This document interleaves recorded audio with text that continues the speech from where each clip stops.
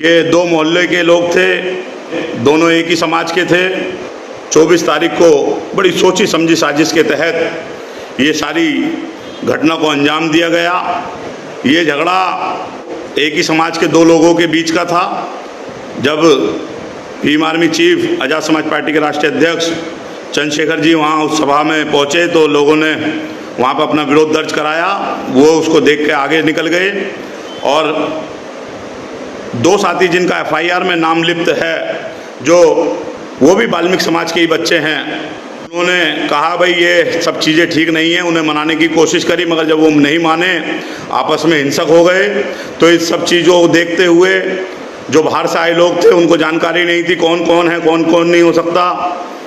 ये हमें सोचना होगा और हमें समझना होगा कि हम लोग कहाँ जा रहे हैं, हम लोग किसके बहकाए पे जा रहे हैं। आपसी भाईचारे को ख़राब करना चाहते हैं।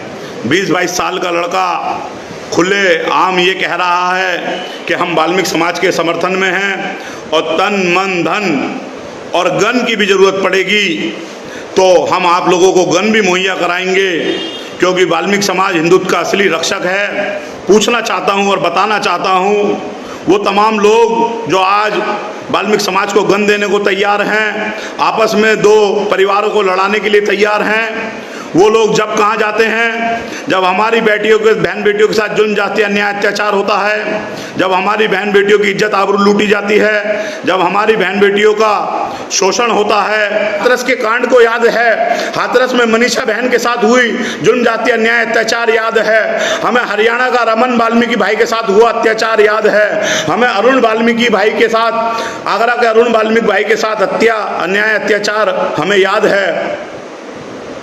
9 वर्ष की दिल्ली में बहन बेटी के साथ हुए अन्याय अत्याचार जुल्म जाति मुझे आज भी याद है। राजस्थान में विनोद भाई के साथ हुई हत्या का मुझे आज भी याद है।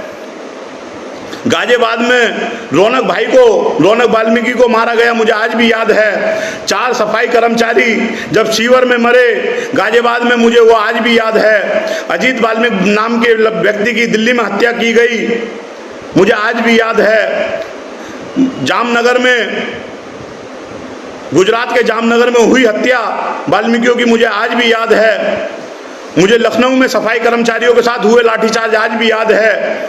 गाजियाबाद के मोदी नगर में हुए छोटे से विवाद के पीछे माओ बहनों को पीटे जाने की घटना मुझे आज भी याद है। दिल्ली में ऐसी बहुत सारी घटनाएं जिसमें लोग सीवर में ख़त्म हुए, वो सारी घटनाएं मुझे आज भी याद हैं। सफाई कर्मियों को अलीगढ़ में गोली मारने की, वाल्मीकि समाज के व्यक्ति को गोली मारने की घटना मुझे आज भी याद है।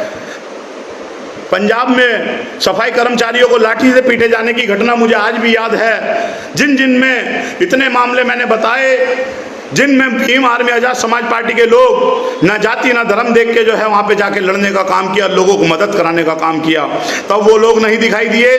जो आज बंदूक बांटने की बात कर रहे हैं, तब वो लोग नहीं दिखाई दिए। जो हमारे ऊपर सदियों से चली आ रही जुल्म जाति अन्याय अत्याचार के खिलाफ एक बार नहीं बोले, तब वो लोग नहीं दिखाई दिए। जब हमारे साथ तमाम तरीके की समस्या और परेशानी दिखाई दी, जब नहीं बोले। मगर आज ये भाईचारा बनता हुआ दिख रहा है, तो वो इसीलिए इसको तोड़ना चाहते हैं। वो नगीना में इकट्ठी हुई ताकत को देख के इसको तोड़ना चाहते हैं। वो पूरे देश में तैयार हो रहे नौजवानों को अपने न्याय अधिकारों के लिए लड़ते हुए, इसको देखते हुए उनके जो है पेट में दर्द है। सम्मानित साथियों, हमें सोचना होगा और हमें समझना होगा। हम सब लोगों को इस बात पे गहन चिंतन और मंथन करना होगा कि पूरे देश के अंदर अच्छा खासा सब चीज़ चल रही थी। कमज़ोर वंचित वर्ग के लोगों की आवाज़ सिर्फ एक ही नेता लंबे समय से, जब वो रोड पे थे तो वो रोड से उनकी आवाज़ उठा रहे थे। जब उन्हें बड़ा प्लेटफॉर्म मिलता था, मीडिया प्लेटफॉर्म मिलता था, तो मीडिया के प्लेटफॉर्म से उनकी आवाज़ उठाते थे। आज पार्लियामेंट में जो है चंद्रशेखर जी को बोलने का मौका मिल रहा है, उनकी उनको वहाँ पे जाने का मौका मिला, तो आज वो कमज़ोर वंचित वर्ग के लोगों की आवाज़ उठाने का काम कर रहे हैं। कोई ऐसा मुद्दा नहीं, किसी वर्ग का ऐसा मुद्दा नहीं जिसको उन्होंने पार्लियामेंट में ना उठाया हो। अक्सर जो पार्टियां जिनका देश के अंदर राज रहा लंबे समय से, चाहे वो भारतीय जनता पार्टी हो, चाहे वो कांग्रेस हो, उन लोगों ने उन एमएलए एमपीज को बना के भेजा जो अपने लोगों की बात नहीं उठाना चाहते, अपने लोगों की बात नहीं रखना चाहते। उन लोगों को वो लोग आज जब चंद्रशेखर जी जैसे लोग पार्लियामेंट में पहुंच गए हैं, तो उन लोगों को इस एकता को बनते हुए जो है देख के दुख हो रहा है।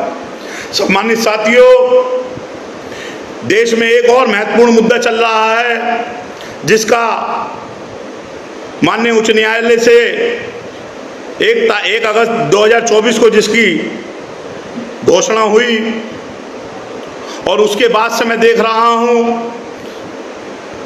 जो आपस में एक दूसरे के साथ खड़ा हुए करते थे वो सब बंटने लगे हैं। हमें इस बात को भी सोचना होगा कि हर प्रदेश, हर समाज, हर प्रदेश में सभी जगह की सामाजिक, आर्थिक, राजनीतिक स्थिति अलग अलग हैं। हम सब लोग भीम आर्मी आज़ाद समाज पार्टी में बहुत सारे लोग, बहुत सारी जनजातियों के लोग, बहुत सारे ऐसे वर्ग के लोग यहाँ नेतृत्व कर रहे हैं, यहाँ पे अपने लोगों की हुक्मरानी करने की बात कर रहे हैं, हक अधिकारों की बात करने का काम कर रहे हैं। मगर हमें इस बात को भी देखना है कि जो उच्च न्यायालय के द्वारा फैसला आया, जो उच्च न्यायालय हमारे साथ हो रहे जनजातीय न्याय अत्याचार के खिलाफ एक बार नहीं बोला। हजारों लाखों लोग हमारे गटर में आज भी मरते हैं, हजारों लोग हमारे गटर में आज भी मरते हैं, उसके लिए एक बार नहीं बोला। आज भी हमारे समाज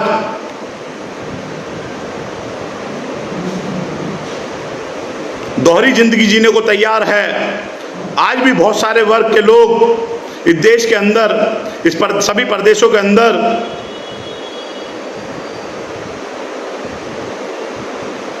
बहुत सारी परेशानियों से जूझ रहा है।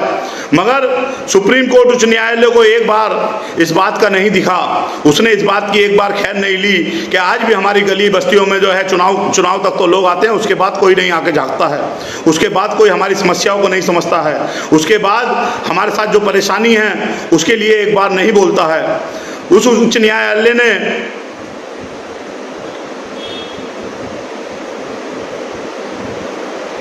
इस तरह की स्थिति पूरे देश और प्रदेश के अंदर खड़ी कर दी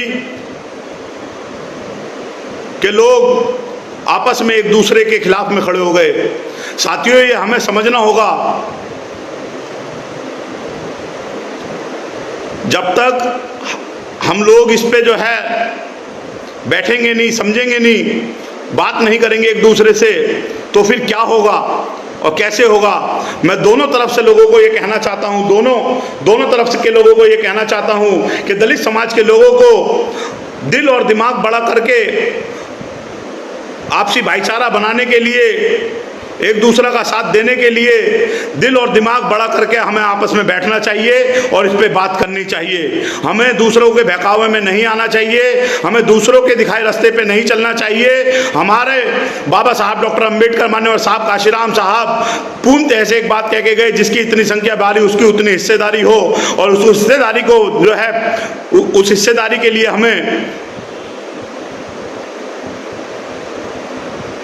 अपना दिल और दिमाग बड़ा करके आपस में बैठना चाहिए और बात करनी चाहिए। तो सम्मानित साथियों, हमें इधर उधर के बातों में ना भटके, हमें आपसी भाईचारा ना खराब करके हमें एक साथ खड़े रहना है। मैं मानता हूं कि अगर आज हम किसी बात में जो है, किसी बात को लेकर एक दूसरे के सामने खड़े भी हो गए, तो मैं पूछता हूं, जब समाज के साथ जनजातीय अन्याय अत्याचार होगा, शोषण उत्पीड़न होगा, तो कौन खड़ा होने वाला आपको दिखाई देगा? क्या ये लोग दिखाई देंगे जो आज आपको लोगों को जो है, आज आप लोगों को दिखाई दे रहे हैं? क्या ये लोग दिखाई देंगे जो आज आपको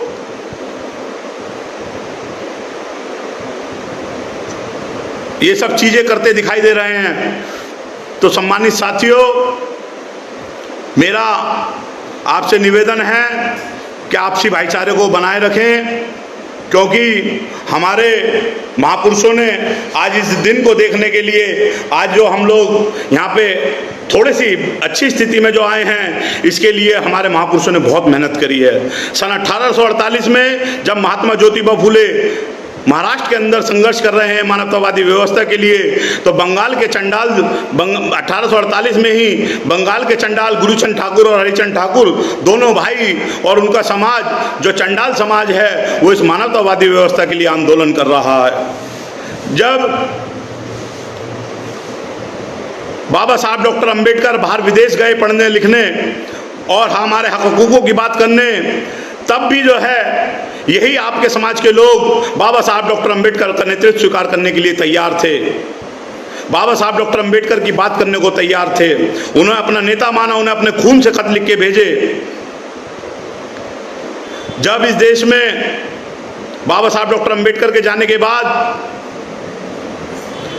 मान्यवर काशीराम साहब नौकरी कर रहे हैं, तो उस समय भी जो है माननीय दीना भाना वाल्मीकि जी और बाबा साहब मान्यवर काशीराम साहब दोनों कंधे से कंधा मिला के इस आंदोलन को लड़ने का काम कर रहे थे। जब मान्यवर काशीराम साहब बहुजन समाज पार्टी को लेके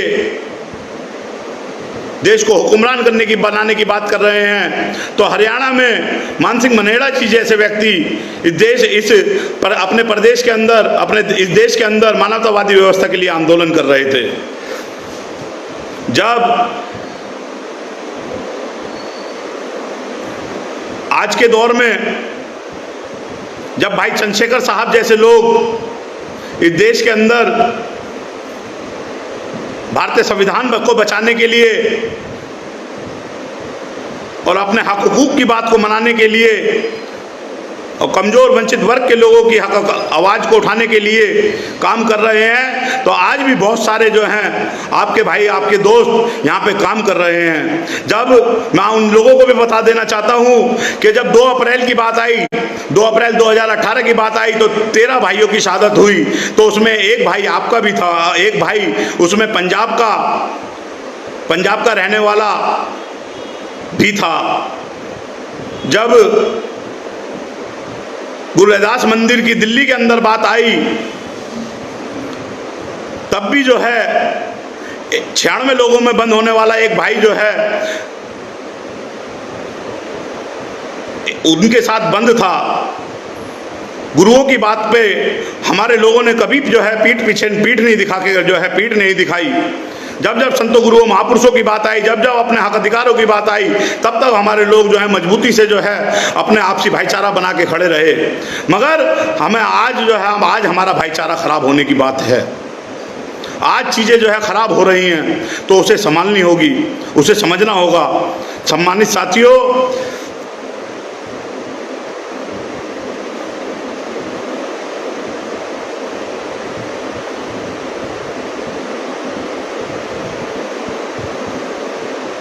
हमें दोबारा मैं कहता हूं, जब तक दलित बटेगा तो तब तक दलित पिटेगा, और जब तक दलित एक रहेगा तब तक दलित नेक रहेगा। हमें एक रहने की ज़रूरत है। अगर हमें नेक बनना है तो हमें एक रहना होगा। दलित समाज के लोगों से भी मैं कहता हूं कि दिल और दिमाग को बड़ा करके कमज़ोर वंचित वर्ग के लोगों के साथ खड़े हों, उनके हक अधिकारों की बात को करें। हम और हमारा दल और हमारा आंदोलन कमज़ोर वंचित वर्ग के लोगों के लिए हमेशा लड़ता रहा है और आगे भी लड़ता रहेगा। सम्मानित साथियों, दूसरों के लिए दूसरों के बहकावों में नहीं आना। जो सुप्रीम कोर्ट, जो उच्च न्यायालय इस देश के अंदर सफाई कर्मियों को पक्की नौकरी नहीं दे सकता, जो संविधान में लिखी बात समान कार्य समान वेतन की बात नहीं कर सकता, वो लोग क्या हमें हमारे हक अधिकारों को दिलाने की बात करेंगे? ये साथियों सोचना होगा और हमें समझना होगा। साथियों, आपने मुझे सुना, आपका धन्यवाद। जय भीम, जय भारत, जय संविधान।